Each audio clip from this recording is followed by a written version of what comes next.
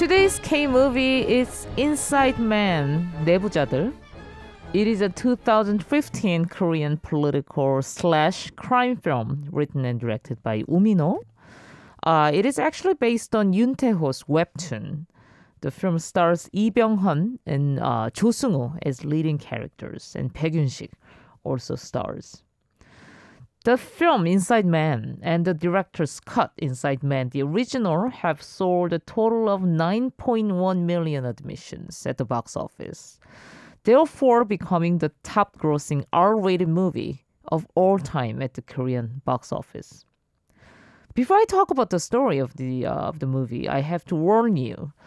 This film has very graphic scenes of violence and high level of sexual representation. You might think it's a little bit excessive for political drama.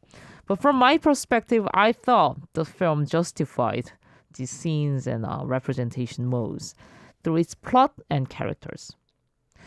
So the story begins as a political henchman, An Sang-soo, played by Lee Byung-hun, reveals to the press documents of a slush fund put together by Mirae Motors via an illegal $3 billion loan from Hanbeol Bank.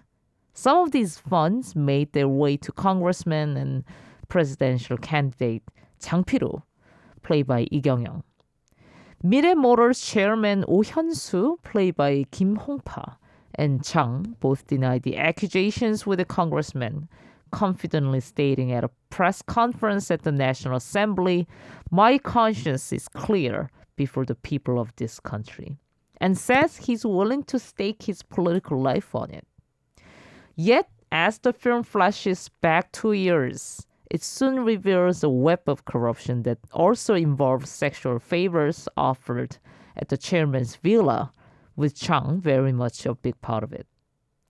Also at the heart of scandal is an editor-in-chief at one of the leading conservative newspapers, Lee Gang-hee, beautifully played by Baek-Yun-sik, who uses his talents to manipulate public opinion by scribing stories as he seeks to fulfill his political ambitions.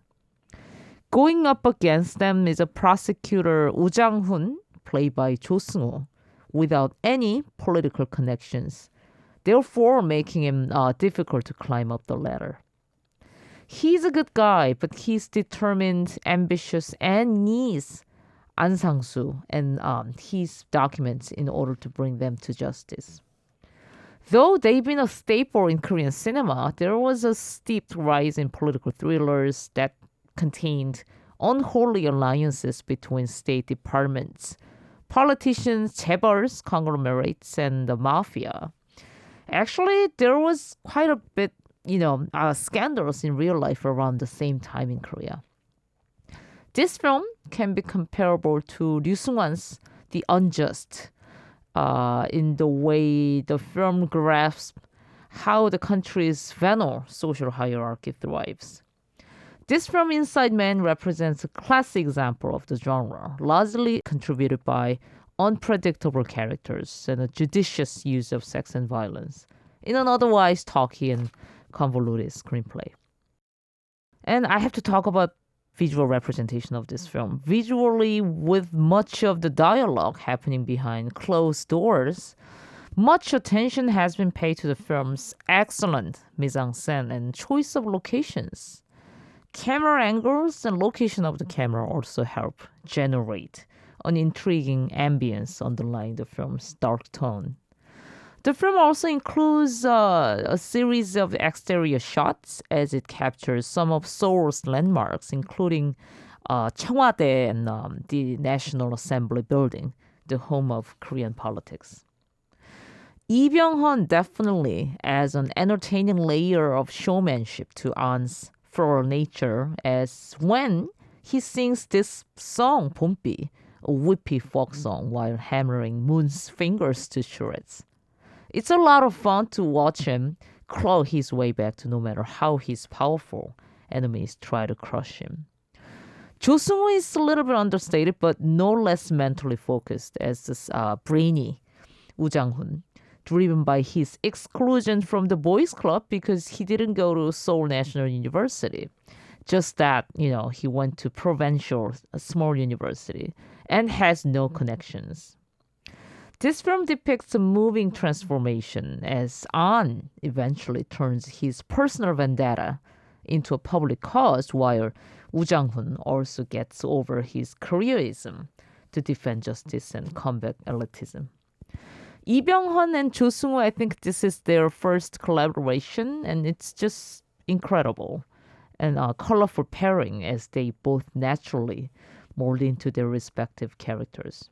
And I also have to point out the extraordinary performance by Baek-Yoon-sik.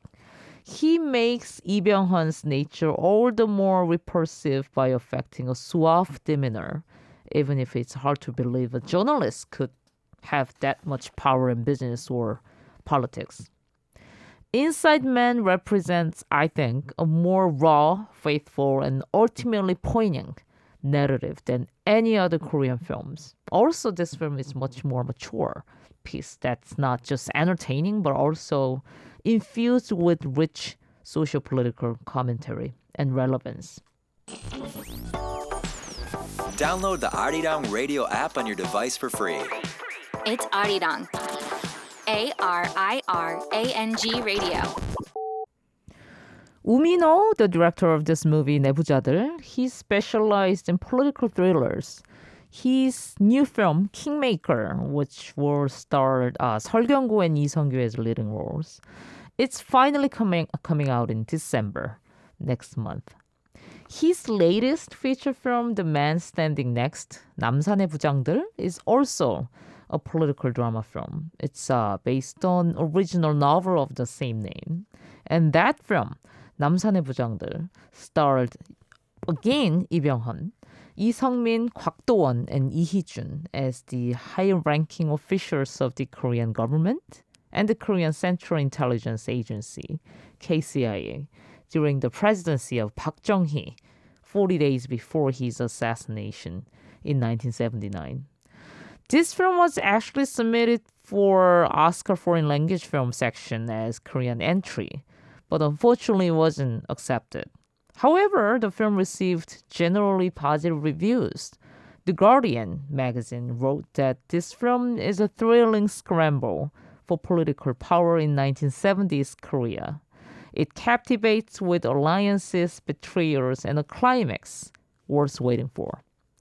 Honestly, I don't think it's not as exciting as 내부자들, but it's definitely a catch.